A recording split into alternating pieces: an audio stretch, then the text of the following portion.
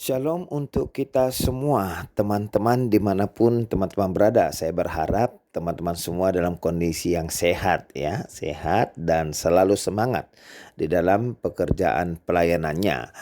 Melalui video ini saya mau berbagi pembelajaran firman Tuhan yang tertulis di dalam Kejadian pasal 8 ya. Kejadian pasal 8 ayat 15 sampai ayat 22. Karenanya saya akan bacakan firman Tuhan ini untuk kita semua. Mari kita ikuti di dalam hati kita masing-masing. Seperti ini isi firman Tuhan untuk kita.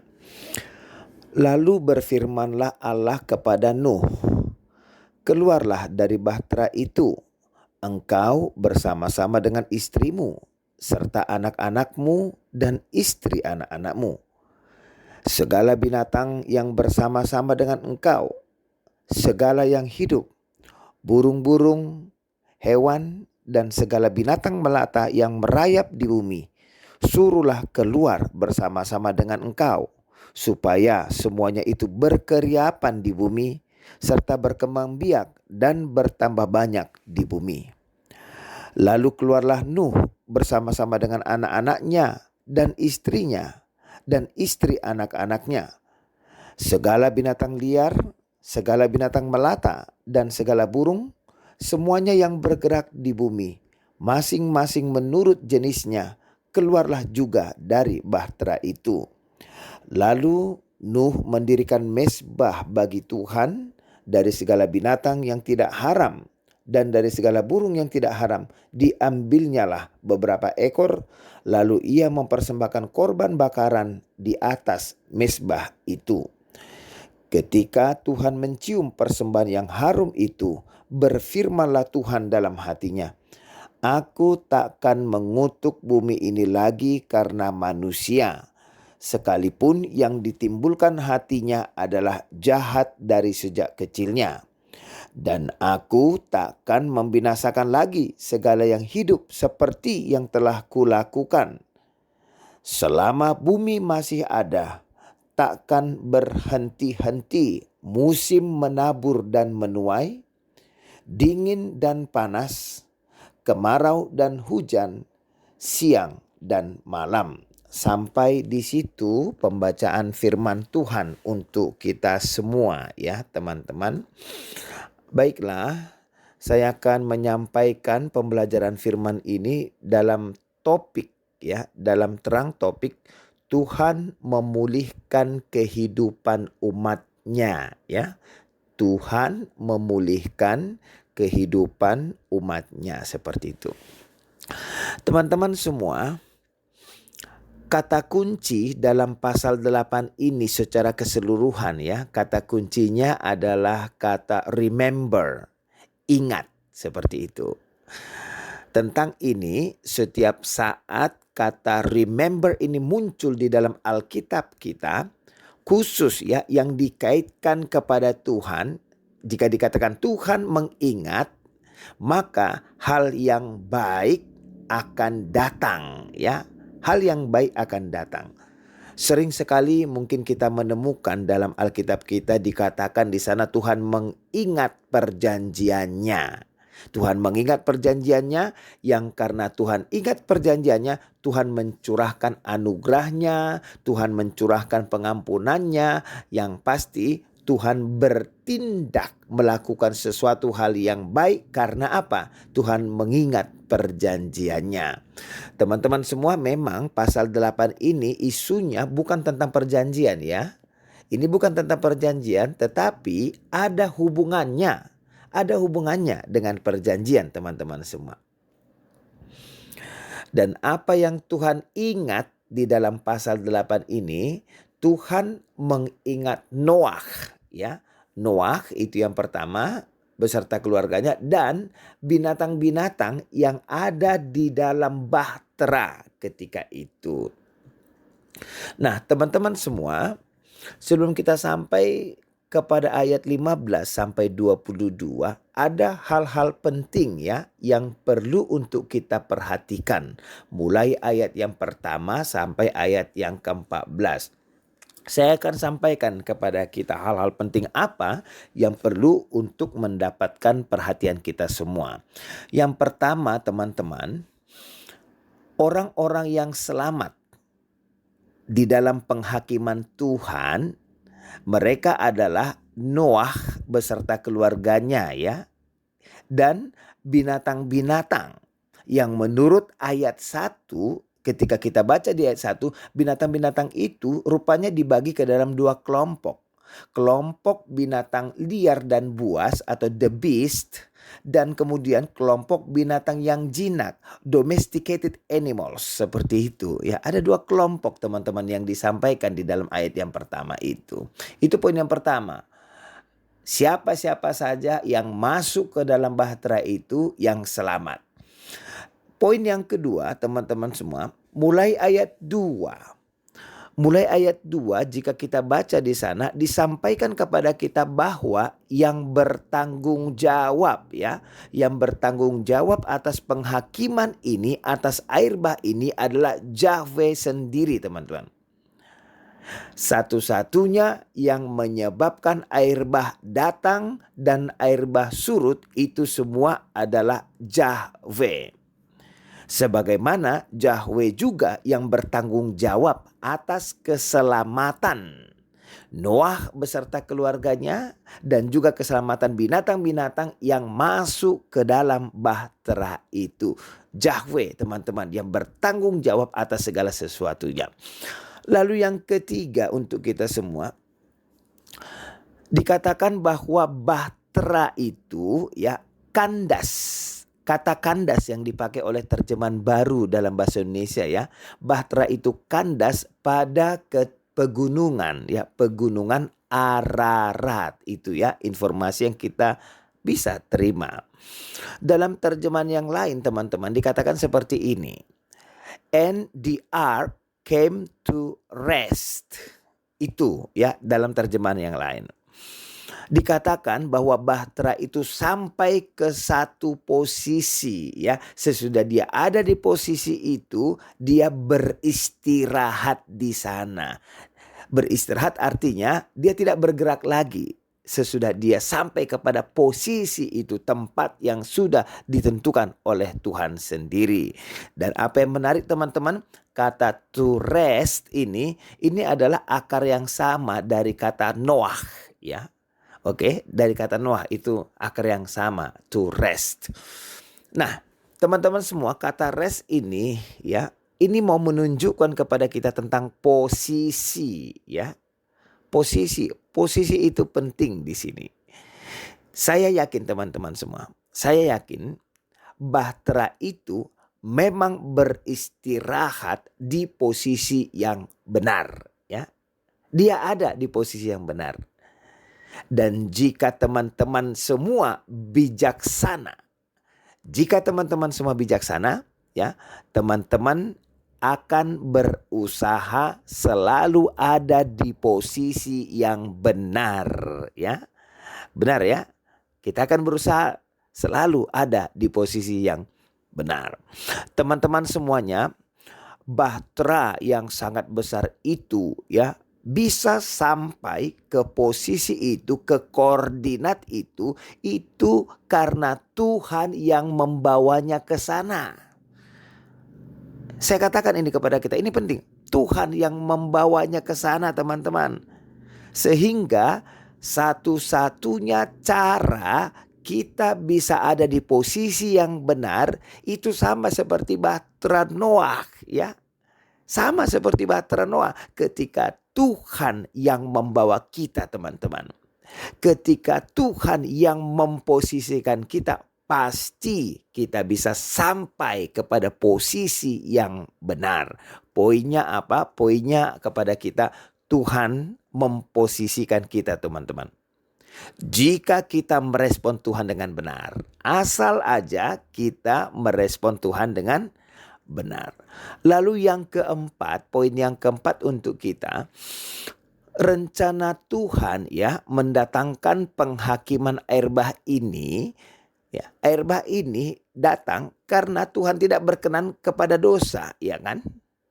Penghakiman datang karena Tuhan tidak berkenan kepada dosa. Apa yang Tuhan inginkan, teman-teman, itu adalah kekudusan. Itu yang Tuhan inginkan. Sehingga kita mempelajari bahwa tujuan penghakiman Tuhan itu bukan hanya membawa akhir kepada yang jahat. Bukan hanya membawa akhir kepada yang jahat, tetapi penghakiman itu juga membawa kekudusan bagi yang merespon dengan benar. Penghakiman itu juga membawa kekudusan bagi yang mau menjadi bagian dari tujuan Tuhan itu sendiri.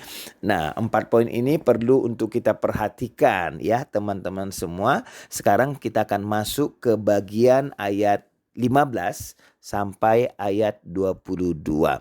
Ayat 15 dikatakan, lalu berfirmanlah Elohim kepada Noah, keluarlah dari bahtera itu, engkau bersama-sama dengan istrimu serta anak-anakmu dan istri anak-anakmu. Teman-teman semuanya, apa yang bisa kita temukan dalam ayat 15 sampai ayat 16 ini adalah ditekankan kondisi being with Noah. Ya, perhatikan ini baik-baik. Ini ditekankan, being with Noah. Pertanyaannya, mengapa being with Noah ini menjadi penting? Ya, ada apa dengan Noah? Ya, tentu melalui cerita ini kita tahu bersama-sama karena Noah dia menjadi the source of revelation, teman-teman. Noah lah yang menjadi sumber wahyu. Kenapa saya katakan seperti itu? Ya tentu karena Tuhan berbicara kepada Noah seorang. Ya, Tuhan berbicara kepada Noah. Karena Tuhan yang memakai Noah menjadi alat Tuhan untuk mewujudkan rencana Tuhan, untuk mewujudkan tujuan Tuhan. Sehingga teman-teman semua kita bisa melihat melalui cerita ini ya. Melalui cerita ini jelas sekali ditampilkan kepada kita apa itu. Perhatikan baik-baik, being with Noah ya, itu poinnya. Siapa yang ada bersama Noah hidupnya terpelihara, teman-teman. Itu yang bisa kita lihat dari cerita ini. Hidupnya terpelihara di dalam masa penghakiman, hidupnya terpelihara di dalam transisi peristiwa penghakiman, hidupnya juga terpelihara di dalam memasuki dunia baru, tanda kutip ya, dunia baru yang sudah diubah oleh Tuhan. Singkatnya teman-teman semua, siapa yang bersama dengan Noah, being with Noah, hidupnya berjalan di dalam rencana Tuhan. Tuhan tidak membinasakan loh orang-orang yang bersama Noah, ya kan? Tetapi sebaliknya Tuhan memberikan kepada mereka semua kesempatan untuk menjalani tujuan Tuhan di dalam hidup mereka. Selanjutnya kita masuk dalam ayat 17, teman-teman. Ayat 17 dikatakan di sana, segala binatang yang bersama-sama dengan engkau, segala yang hidup, burung-burung, hewan, dan segala binatang melata yang merayap di bumi, suruhlah keluar bersama-sama dengan engkau. Ini tolong digarisbawahi ya, being with Noah, bersama-sama dengan engkau, supaya semuanya itu berkeriapan di bumi, serta berkembang biak dan bertambah banyak di bumi. Nah, teman-teman semua, apa yang penting di dalam ayat 17 ini adalah perintah ya. Perintah yang Tuhan berikan kepada Adam waktu di Taman Eden. Kita pasti ingat ya. Apa perintahnya, teman-teman? Perintahnya adalah be fruitful and multiply. Berbuah dan berkembang biak. Itu perintah Tuhan, ya kan? Ya, jadi di sini teman-teman, Tuhan memperbaharui apa yang pernah Tuhan ucapkan kepada Adam waktu di Taman Eden itu. Dan sekarang dalam situasi ini, itu diucapkan kembali oleh Tuhan dalam situasi yang baru sesudah penghakiman dilaksanakan ke atas tanah ini. Ayat 18 dikatakan, lalu keluarlah Noah bersama-sama dengan anak-anaknya, kembali being with Noah ya, bersama-sama dengan anak-anaknya dan istrinya dan istri anak-anaknya. Ayat 19. Segala binatang liar, segala binatang melata dan segala burung, semuanya yang bergerak di bumi, masing-masing menurut jenisnya, keluarlah juga dari bahtera itu. Teman-teman semuanya, apa yang mau ditunjukkan kepada kita melalui ayat 18 sampai ayat 18 ini adalah gerak ya. Gerak-gerak apa? Gerak dari Noah beserta keluarganya dan gerak dari binatang-binatang itu. Perhatikan ini baik-baik teman-teman. Gerak mereka semua adalah satu geraknya. Apa itu? Keluar dari bahtera itu. Itu geraknya. Keluar dari bahtera itu ya teman-teman, kita fokus kepada hal ini. Melalui ini Tuhan mau menunjukkan kepada kita semua apa itu bahtera itu hanya sementara teman-teman. Bahtera itu hanya sementara. Bahtera itu dibuat oleh siapa? Noah ya kan? Iya. Bahtera itu buatan tangan manusia, dibuat oleh Noah sesuai dengan wahyu yang diterima langsung dari Tuhan. Dan Tuhan menopang ya bahtera itu selama pembuatannya dan juga selama bahtera itu melewati proses penghakiman air bah. Tetapi sekarang teman-teman, sekarang setelah beberapa periode berlalu ya, mereka harus meninggalkan bahtera itu untuk menjalani situasi yang baru di bumi. Untuk apa? Mewujudkan tujuan Tuhan. Untuk mewujudkan kehendak Tuhan. Jadi teman-teman semua, kehendak Tuhan adalah manusia dan binatang itu, perhatikan baik-baik ya. Manusia dan binatang itu be fruitful dan multiply, bukan di dalam bahtera, tetapi di luar bahtera, yaitu di atas tanah ini. Itu makanya gerak mereka semua keluar dari bahtera itu. Bahtera itu hanya diperlukan selama masa penghakiman Tuhan atas tanah ini. Tetapi sesudah masa penghakiman itu selesai, mereka semua harus keluar untuk melanjutkan kehidupan mereka sesuai dengan tujuan Tuhan. Nah, teman-teman semua, karena tanah ini menjadi tujuan Tuhan bagi manusia dan bagi binatang. Untuk apa? Untuk berkembang biak dan bertambah banyak ya. Karena tanah ini menjadi tujuan Tuhan, maka perhatikan ini baik-baik teman-teman.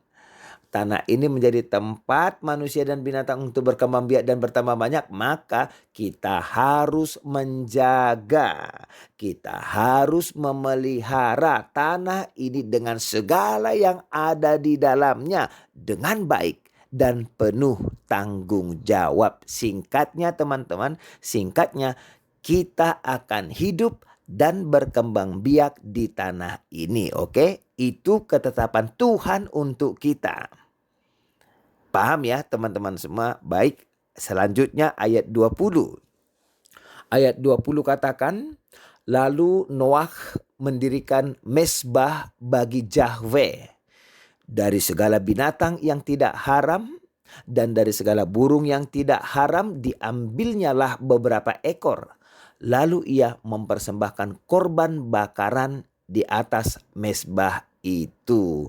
Nah, teman-teman semuanya, sesudah penghakiman mereka semua keluar dari bahtera ya. Ada awal baru bagi kehidupan mereka di tanah ini. Dan apa yang mewarnai awal baru bagi kehidupan mereka di tanah ini adalah worship ya. Worship teman-teman. Ibadah ya. Worship ini diidentifikasi di ayat 20 tadi oleh tempat pengorbanan ya, mesbah atau altar. Jadi dikatakan tadi Noah membangun mesbah atau altar untuk Yahweh, ya. Sesudah itu Noah memilih dari segala binatang yang jinak, yaitu yang clean dan pure, ya, sesuai dengan petunjuk Tuhan ini pasti, menjadikannya persembahan bakaran di atas altar, teman-teman. Nah, ini yang mau saya fokuskan, ya. Saya mau fokus kepada hal ini. Apa itu? Persembahan bakaran ini, teman-teman, ini menggambarkan, ya, persembahan, yaitu binatang yang sudah dipilih dibakar habis, ya, dibakar total untuk atau kepada Yahweh. Ini menjadi simbol penyerahan sepenuhnya, teman-teman. Ini menjadi simbol penyerahan total manusia kepada Yahweh. Saya mau katakan melalui inilah yang kiranya bisa menjadi pembelajaran bagi kita semua tentang worship yang Tuhan kehendaki dari kita. Ya, ibadah, teman-teman, ibadah adalah menyerahkan. Ibadah adalah mempersembahkan hidup kita sepenuhnya kepada Tuhan kita. Sehingga teman-teman semua, kita akan hidup, kita akan berkembang biak dan bertambah banyak di tanah ini, ya. Di tanah ini, itu ketetapan Tuhan. Tetapi jangan pernah lupa juga, selama kita hidup, berkembang biak dan bertambah banyak di tanah ini, kita juga harus mempersembahkan hidup kita sepenuhnya kepada Tuhan. Jangan pernah lupa tentang itu. Jangan hanya asik untuk hidup saja, ya teman-teman saya. Jangan hanya asik hidup saja lah, menikmati hidup. Jangan lupa mempersembahkan hidup kita total sepenuhnya kepada Tuhan. Saya mau katakan ini kepada kita. Saya mau katakan ini. Hanya orang-orang yang menjalani hidupnya di dalam tujuan Tuhan, ya. Saya ulangi sekali lagi. Hanya orang-orang yang menjalani hidupnya di dalam tujuan Tuhan, hanya merekalah yang akan beribadah kepada Tuhan. Yang tidak mau beribadah adalah mereka-mereka yang tidak ada di dalam tujuan Tuhan.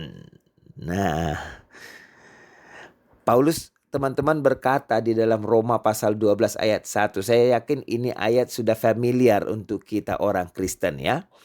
Roma 12 ayat 1 dikatakan di sana, karena itu saudara-saudara, demi kemurahan Allah, aku menasihatkan kamu supaya kamu mempersembahkan tubuhmu, ya. Teman-teman perhatikan ini, kamu mempersembahkan tubuhmu sebagai apa? Persembahan yang hidup, yang kudus, dan yang berkenan kepada Allah. Itu adalah ibadahmu yang sejati, benar. Teman-teman, melalui ayat itu tadi Tuhan menghendaki, ya, supaya kita semua menjadi a living sacrifice. Kurban yang hidup. Semuanya kita menjadi kurban yang hidup bagi Tuhan. Total penyerahannya, ya, seutuhnya kepada Tuhan. Dan melalui ini saya mau menekankan teman-teman semua untuk kita, ya. Saya mau menekankan untuk kita yang menjadi living sacrifice adalah orang-orang yang selamat dari penghakiman, ya. Yang menjadi kurban yang hidup adalah orang-orang yang selamat dari penghakiman. Yang melakukan ibadah hanyalah orang-orang yang selamat dari penghakiman. Sekali lagi, yang melakukan ibadah, perhatikan baik-baik, hanyalah orang-orang yang telah diselamatkan. Pertanyaannya kepada kita semua, sudahkah teman-teman diselamatkan? Jika sudah, beribadahlah, ya, serahkan tubuhmu sebagai persembahan yang hidup total kepada Tuhan, seutuhnya kepada Tuhan. Itu kehendak Tuhan loh, itu pengajaran Tuhan kepada kita, teman-teman. Karena tanah ini, ya, tanah ini diberikan kepada orang-orang yang sudah diselamatkan dari air bah loh. Tanah ini diberikan untuk dinikmati oleh orang-orang yang sudah dilepaskan dari bahaya penghakiman. Tanah ini diberikan bagi orang-orang yang beribadah, teman-teman, kepada Tuhan. Yang jahat dan yang berdosa sudah dihapuskan oleh air bah. Yang tidak mau beribadah sudah dihapuskan oleh penghakiman. Seperti itu situasinya ya. Beribadahlah teman-teman, beribadahlah di tanah ini sepenuhnya, bukan setengah-setengah ya, sepenuhnya kepada Tuhan. Ayat 21. Dikatakan dalam ayat 21, ketika Yahweh mencium persembahan yang harum itu, berfirmanlah Yahweh dalam hatinya, aku takkan mengutuk bumi ini lagi karena manusia, sekalipun yang ditimbulkan hatinya adalah jahat dari sejak kecilnya. Dan aku takkan membinasakan lagi segala yang hidup seperti yang telah kulakukan. Nah, teman-teman semua, tentang ayat ini ya, ini akan ditindaklanjuti di pasal berikutnya, yaitu pasal 9 ya. Pasal 9 secara khusus mulai ayat 9 sampai ayat 17 dan selanjutnya. Teman-teman bisa baca ya untuk melihat kelanjutan dari bagian ini. Lalu kita sampai kepada ayat yang terakhir, yaitu ayat 22 teman-teman semua. Isi ayat 22 dikatakan, selama bumi masih ada, takkan berhenti-henti musim menabur dan menuai, dingin dan panas, kemarau dan hujan, siang dan malam. Teman-teman semuanya, pada ayat yang terakhir ini ya, di sini Tuhan menegaskan kembali hal-hal yang ditekankan kepada kita. Musim menabur dan menuai ya. Dingin dan panas ya. Kemarau dan hujan. Yang terakhir yang disebut adalah siang dan malam. Nah, khusus bagi teman-teman saya yang peduli tentang perubahan iklim misalnya ya. Perubahan iklim. Tuhan mau memberitahukan kepada teman-teman semua. Apa itu? Tuhan katakan akan ada waktu untuk dingin teman-teman. Akan ada waktu untuk dingin, akan ada waktu untuk panas. Tuhan katakan akan ada waktu untuk kemarau teman-teman. Akan ada juga waktu untuk hujan. Artinya apa? Artinya ini adalah tatanan yang sudah ditetapkan Yahweh sendiri untuk tanah ini ya. Tatanan ini adalah demi kebaikan kita manusia dan juga demi kebaikan binatang-binatang yang ada. Demi kebaikan kita semua supaya kita bisa bertumbuh dan berkembang biak, bertambah banyak di tanah ini. Teman-teman, tatanan ini ya, ini adalah tujuan Tuhan untuk tanah ini ya. Yang karenanya kita perlu mempergumulkan ini bersama-sama teman-teman. Kita perlu mempergumulkan ini bersama-sama. Apa itu? Perhatikan apa yang mau saya katakan sekarang. Jika tatanan yang Tuhan tetapkan ini diubah oleh manusia, maka manusia dan binatang-binatang di tanah ini akan menghadapi konsekuensinya. Ini yang perlu kita pergumulkan bersama-sama. Ini serius loh teman-teman, ini serius. Jika tatanan yang sudah Tuhan tetapkan ini diubah oleh manusia, maka kita manusia dan binatang-binatang di tanah ini akan menghadapi konsekuensinya. Ketika Tuhan yang menetapkan tatanan hidup di tanah ini ya, dan segala sesuatu berjalan sesuai dengan tujuan Tuhan, itu menunjukkan Yahweh Tuhan yang memegang kendali ya. Ketika Tuhan tetapkan tatanan itu dan tatanan itu berjalan seperti tujuan Tuhan, itu mau menunjukkan Yahweh yang memegang kendali. Tetapi sebaliknya teman-teman, ketika manusia berusaha merubah tatanan yang sudah ditetapkan oleh Tuhan, perhatikan ini baik-baik teman-teman. Ketika manusia berusaha merubah tatanan yang sudah ditetapkan oleh Tuhan, itu adalah gerakan, itu adalah aksi yang mau mengatakan kepada kita, manusialah yang memegang kendali, bukan Tuhan lagi. Nah, melalui ini saya mau katakan kepada kita semua. Saya mau katakan kepada kita. Kita ini manusia ya. Kita manusia punya peran teman-teman. Punya peran untuk terlibat di dalam rencana Tuhan. Saya yakin kita semua sudah tahu itu.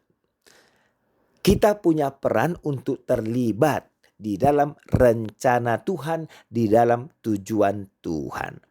Nah, pembelajaran penting untuk kita dari air bah adalah Yahweh tidak menyukai adanya dosa.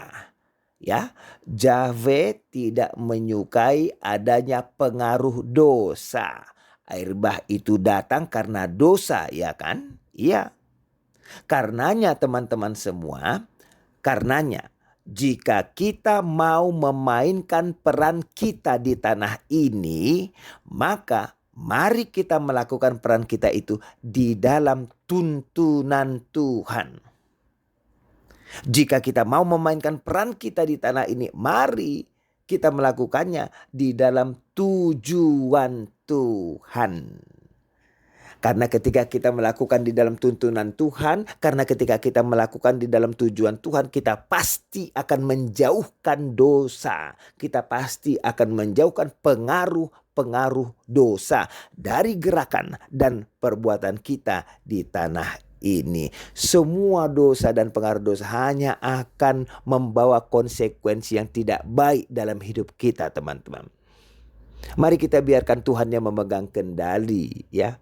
Mari kita biarkan Tuhan yang memegang kendali. Sehingga sekarang melalui firman ini kita bersama-sama diingatkan oleh Tuhan tentang musim menabur dan menuai ya.